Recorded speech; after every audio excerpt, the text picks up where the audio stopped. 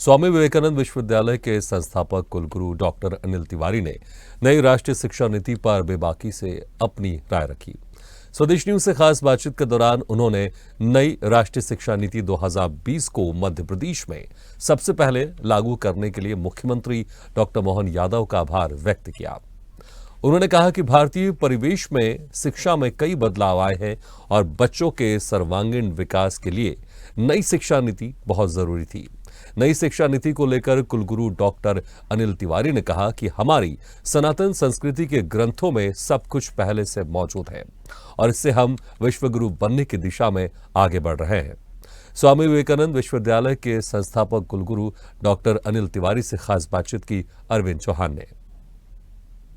मध्य प्रदेश का महत्वपूर्ण शिक्षा संस्थान स्वामी विवेकानंद यूनिवर्सिटी सागर हमारे साथ हैं संस्थापक कुलगुरु अनिल तिवारी साहब। जानने की कोशिश करते हैं। सर, कैसे देखते हैं मध्य प्रदेश एक ऐसा राज्य है जहां सबसे पहले नई शिक्षा नीति लागू की गई थी, 2020 में लागू हुई है, शिक्षा नीति 2020 और 21 में उसका इम्प्लीमेंट हुआ है, क्योंकि उस समय आपकी यूनिवर्सिटी थी। पिछले 12 सालों से आप यूनिवर्सिटी को रन कर रहे हैं। सर, कैसे देखते हैं आज के परिवेश में शिक्षण संस्थानों को? आज के समय सबसे पहले तो मैं अपने जो वर्तमान सीएम हैं और तत्कालीन समय, जैसे आपने कहा कि जो हमारी नई शिक्षा नीति कहते हैं आप और हम लोग उसको कहते हैं कि जो शिक्षा नीति, राष्ट्रीय शिक्षा नीति 2020 इसको बोलते हैं, राष्ट्रीय शिक्षा नीति 2020, और इसका इम्प्लीमेंटेशन सबसे पहले मध्य प्रदेश के अंदर हुआ। इसके लिए हमें गर्व होता है। और हमारे वर्तमान जो सीएम है डॉक्टर मोहन यादव जी, उनके नेतृत्व में जब वह शिक्षा मंत्री थे उस समय इसको लागू किया गया। तो निश्चित तौर पर कि हम लोगों को ऐसा लगता है, जब हम लोग पूरे देश के अंदर जाते हैं और जब कहा जाता है कि मध्य प्रदेश वह प्रदेश है जहां सबसे पहले शिक्षा नीति NEP 2020 लागू हुई, तो हम लोगों को लगता है कि नहीं, हमारे जो वर्तमान सीएम हैं, तत्कालीन समय जो शिक्षा मंत्री थे, उन्होंने अच्छा कार्य किया। और जो नई शिक्षा नीति जो बनाई गई, जिसको नई शिक्षा नीति कहते हैं या न्यू एजुकेशन पॉलिसी हम कहते हैं या एजुकेशन पॉलिसी NEP 2020 बोलते हैं, ये NEP 2020 में जो भारतीय परिवेश को देखते हुए जो काम किया गया है, भारतीय परिवेश को देखते हुए जो शिक्षा में बदलाव की जो परिकल्पना की गई है, वह निश्चित तौर पर बच्चे के सर्वांगीण विकास के लिए जरूरी थी। काफी लेट हो गया यह और पहले लागू हो जाना चाहिए था। इस प्रकार के काम पहले हो जाना चाहिए थे, लेकिन थोड़े से लेट हुए, लेकिन हुए तो दुरुस्त हुए और मध्य प्रदेश में पहला राज्य बना। इसके लिए हम लोग भी अपने आप को भी गौरवान्वित महसूस करते हैं और सरकार का भी धन्यवाद देते हैं। अगर बात करें सर, तो देखा जाए कि अंतरिक्ष से और आध्यात्म तक हमारा भारत कहीं ना कहीं बराबर, हम अध्यात्म में बहुत ज़्यादा महत्वपूर्ण हमारा देश रहा है और हम अंतरिक्ष में भी पहुंच गए हैं। तो आप कहाँ देखते हैं कि हम पहले अध्यात्म थे, चाहे योगा की बात कर लें या बहुत सी ऐसी चीज़ें हैं जो हमारे देश से दूसरे देशों में गई हैं। तो शिक्षा की बात अगर हम करें तो शिक्षा के बारे में देखा जाता है कि लोग ये बराबर भ्रम पैदा करते हैं कि हमारे बच्चे बाहर पढ़ने जाते हैं। तो कहाँ आप कमी पाते हैं, कहाँ देखते हैं जो निजी विश्वविद्यालय आ गए हैं तो उनका वर्तमान में कितना महत्वपूर्ण स्थान है शिक्षा को लेकर? सबसे पहले जो आपने बात की कि हमारे शास्त्रों में उल्लेख है, हमारे जो पुरातन शास्त्र को आप लेके जाएंगे, हमारी पुरातन सारी ग्रंथों को आप पढ़ेंगे तो आप, जैसे सबसे पहले आपने विमानन की बात की, तो जो विमान जिन्होंने बनाया उन्होंने हमारे विमान शास्त्र का अध्ययन किया। हमारे ग्रंथों में लिखा हुआ है, पूरे डायमेंशन लिखे हुए हैं। ये तो डायमेंशन लिखे हुए जो साइंटिफिक पढ़ना जानते हैं वो पढ़ रहे हैं और विदेश वाले अपना ग्रंथ ले जाते हैं और विमान बना देते हैं। और दूसरा देखिए एक तरफ कि हमारे तो रामायण में लिखा हुआ है कि हमारे यहाँ पुष्पक विमान था। अभी पुष्पक विमान की कल्पना ये थी कि भगवान ने सोचा और पुष्पक विमान को जहां उतारना है उतार दिया, ऐसा होता था। और उस विमान को जितना चाहे बड़े आकार में कर सकते थे। तो अभी हम कहां तक पहुंचे? अभी हम पहुंचे हैं कि कहां उतारना है, यहां से सेट कर दो, वहां उतर जाएगा। यहां तक तो पहुंच गए। तो आपको लगता है कि रामायण में लिखा है वो वर्तमान में हो रहा है, लेकिन रामायण में जो एक बात और लिखी है कि पुष्पक विमान की क्षमता थी कि उसको कितना भी बड़ा किया जा सकता था, कभी छोटा नहीं होगा। तो आप देखते रहिए, इस दिशा में भी साइंस जा रहा है। जो हमने लिखा है उस दिशा में साइंस भी आगे बढ़ रहा है। हमारे धर्म ग्रंथ में जो लिखा है वही आज पूरा नहीं हुआ, वही साइंस ने पूरा नहीं किया। जो हमारे यहाँ लिखा हुआ है, जो हमारे यहाँ महाभारत में लिखा हुआ है कि महाभारत में संजय जी बैठते थे, वहां से देखते थे, सबको बताते थे। आज लाइव टेलीकास्ट आपका चल रहा है, आपके चैनल के माध्यम से यहाँ बैठ के बात कर रहे हैं, सारा देश सुन रहा है ना। ये उस समय होता था। जो अब शुरू हुआ है अभी इन 5-10 सालों में शुरू हुआ है। पहले आकाशवाणी हुआ करती थी। आकाशवाणी तो अभी तो आकाशवाणी, उसका नाम ही आकाशवाणी हमने रख लिया, वो आकाशवाणी थी तो आज आकाशवाणी है। ये सारे जो हमारे शास्त्र में लिखे हैं वही वर्तमान में हो रहे हैं। मैं तो कह रहा हूं सनातन संस्कृति के ग्रंथों को पढ़ लीजिए, इसमें क्या क्या छूटा हुआ है जो उसमें लिखा है, आप उस पर शोध कर लीजिए, आप सबसे बड़े वैज्ञानिक बन जाएंगे। डॉक्टर साहब, एक छोटा सवाल यह है कि जो नई शिक्षा नीति आई है वो लगभग 120 पेज की है। वो हमने देखा है बहुत सारा, चूंकि हमें भी 4 साल हो गए यहाँ देखते देखते, लेकिन अभी पूरी तरह लागू नहीं हो पाई है। यूनिवर्सिटीज में लागू नहीं हो पाई है, कॉलेजेस में लागू नहीं हो पाई है। तो इसका बेसिस कारण क्या मानते हैं जो प्रोफेसर्स हैं या जो शिक्षक हैं, क्या वो पढ़ते नहीं हैं या कोई प्रयास नहीं किया जा रहा? सरकार तो बराबर दबाव कर रही है कि भैया कैसे भी नई शिक्षा नीति लागू हो, और ज़्यादा बड़ी भी नहीं है, 120 पेज की है, लेकिन पूर्णतः अभी उसका इम्प्लीमेंट नहीं हो पाया है। इसके लिए जब न्यू एजुकेशन पॉलिसी बननी थी तब भी हम लोग बराबर सरकार के साथ सम्मिलित होकर हम लोग इस पे काम कर रहे थे, कंटेंट डाले गए। अपना मत क्या हो सकता है कि क्यों ये, क्योंकि 4 साल हो गए अभी तक लागू नहीं हो पा रही है पूर्णतः? नहीं, इसमें क्या है, जब कोई भी अमूलचूल परिवर्तन होता है, कोई बड़ा परिवर्तन होता है तो वह एक ही दिन में नहीं हो सकता।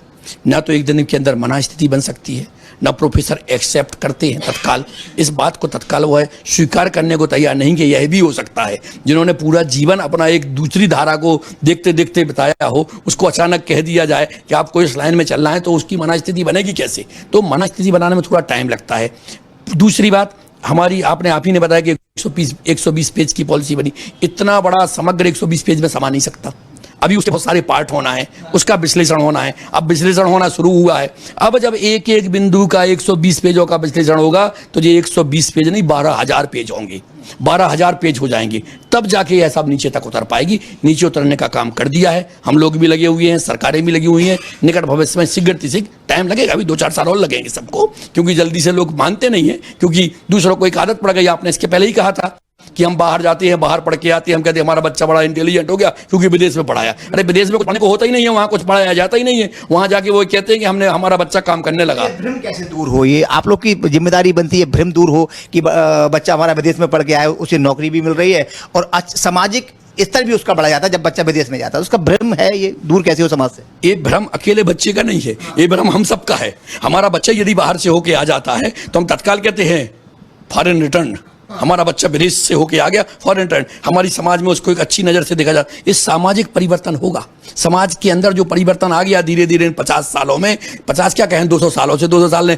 विदेश से लोग आए, उन्होंने कब्जा कर लिया देश के ऊपर, 200 साल तक राज किया, तो हमने समझ लिया विदेशी अच्छे होते हैं क्योंकि उन्होंने राज कर लिया। फिर उसके बाद उनको हटाए हुए अब दिन हो गए हैं हमारे लिए। अब 101 साल तो उनको हटाने में लगेगा, 200 साल की जो गुलामी है उसको 101 साल तो हमें भी लग जाएंगे उसको हटाने के लिए। तो अब हटाने का काम शुरू हुआ है। न्यू एजुकेशन पॉलिसी जो आई हुई है, नई शिक्षा नीति जो आई हुई है, तो इस एजुकेशन पॉलिसी में जो बात आई हुई है उससे अब यह भ्रम दूर होगा और उसमें कहीं ना कहीं हमें मानना पड़ेगा कि हमारा विश्व गुरु हमारा देश था। जब उस दिशा में हमें अपने आप से अंदर से पहले गर्व महसूस होगा, हम अपने आप को अच्छा कहना शुरू करेंगे, तब जाके दूसरे भी अच्छा कहना शुरू करेंगे। डॉक्टर साहब, मेरा अंतिम सवाल है। डॉक्टर अनिल तिवारी जब युवा थे, कॉलेज में स्कूल गए होंगे, कॉलेज गए होंगे और निश्चित तौर पे ऐसी कोई यूनिवर्सिटी रही होगी जहाँ पढ़े होंगे, और आज आप खुद संस्थापक कुलगुरु हैं।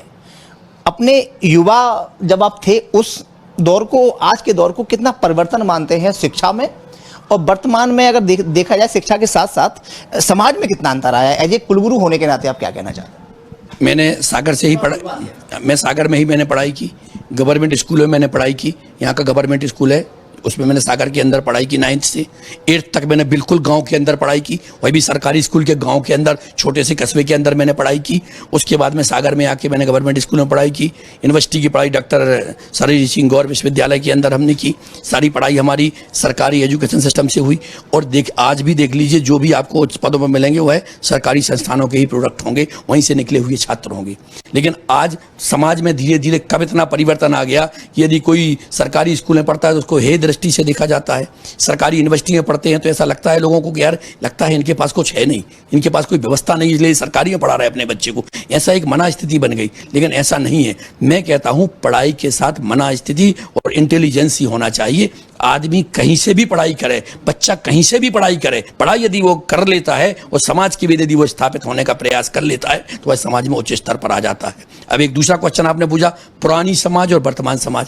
पुरानी समाज में यह तो देखा ही नहीं जाता था कि बच्चा कहाँ पढ़ रहा है, यह देखा जाता था बच्चा पढ़ रहा है, अच्छा पढ़ रहा है, बच्चा अच्छा निकल रहा है, इसका चरित्र अच्छा है, ये देखा जाता था। आज चरित्र की परिभाषा खत्म हो गई, बच्चे की ये परिभाषा को स्टेटस क्या है, परिभाषा बिल्कुल चेंज हो गई। पहले बच्चे का चरित्र देखा जाता था, अब बच्चे का एक स्टेटस देखा जाता हुआ कहाँ है, विदेश में पढ़ के आया क्या, बड़ी संस्था में पढ़ के आया क्या, बड़ी जगह बैठा क्या।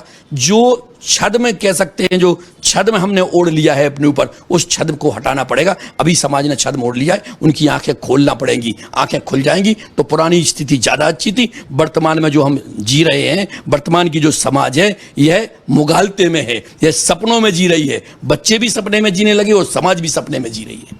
एक मेरा सवाल याद आ गया मुझे सर, अब जो प्राइवेट यूनिवर्सिटीज़ हैं, प्राइवेट कॉलेजेस हैं, प्राइवेट स्कूल हैं, महंगे बहुत हैं, तो क्या कोई आपका पास ऐसा कोई सलाह हो कि ये कैसे भी करके आम आदमी प्राइवेट स्कूल में पढ़ सके? शिक्षा महंगी होती जा रही है। इसके लिए दो बातें हैं। जैसे हम लोग सागर के अंदर संस्था चला रहे हैं, हमारे सागर के अंदर एजुकेशन बड़ी सस्ती है। हमारे यहाँ आप आइए तो हमें गवर्नमेंट के बराबर ही हम फीस लेते हैं और हम पढ़ाते हैं। अब ये जो स्थिति पैदा हुई है, जो मैं कह रहा हूँ समाज की जो मना स्थिति बदल गई।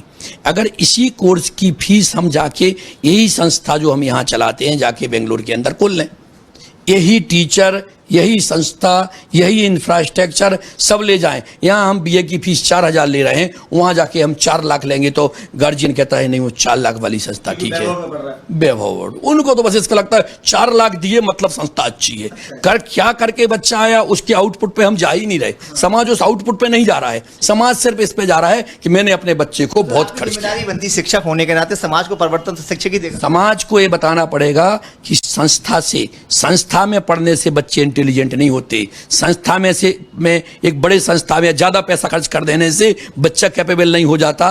बच्चे में कोई एक एक्स्ट्रा कोई वो नहीं आ जाती है, एक अलग से कोई विधा डेवलप हो गई हो। बच्चे अंदर से डेवलप होते हैं। उस संस्था में अपने गार्जियनों को अपने बच्चों को भेजना चाहिए, ना कि सिर्फ फीस को देख के या बड़ी बड़ी बिल्डिंगें और आडंबर को देख के भेजना चाहिए। मैं तो इसका उदाहरण को फॉलो भी करता हूँ कि मेरी बेटी दिल्ली कॉलेज इंदौर में पढ़ी, आप जानते हैं, लेकिन यहाँ आके डॉक्टर हरी सिंह गौर विश्वविद्यालय में मैंने उसका एडमिशन कराया, सरकारी यूनिवर्सिटी के अंदर करवाया। तो मैं जो आपसे बात कह रहा हूँ उसको खुद भी फॉलो करता हूँ, तब आपको बोलता हूँ। हमारे साथ है डॉक्टर अनिल तिवारी, संस्थापक कुलगुरु विवेकानंद विश्वविद्यालय सागर। साफ तौर पर एक बड़ा सा उन्होंने एक कहीं ना कहीं समाज को एक दिशा देने की कोशिश की और कहा है कि सबसे पहले समाज को बदलना पड़ेगा, तभी जो बहुत सारे सवाल हैं ये सवाल उठने बंद होंगे। कैमरा पर्सन आकाश के साथ अरविंद चौहान, सागर।